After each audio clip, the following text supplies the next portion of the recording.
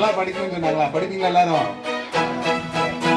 வாழ்க்கையில எத்தனை பேர் எல்லாத்துக்கும் பெரிய ஆளா வரணும் ஆசை? எல்லாம் என்ன வருவீங்க?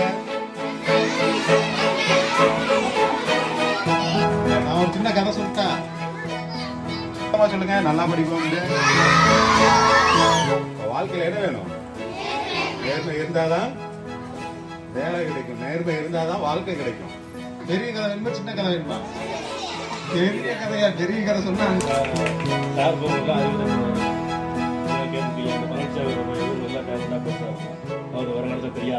அவர் மாதிரி நீங்களும் அந்த மாதிரி பேசணும். உலா போகலா நிலா பாரு நிலா பாரு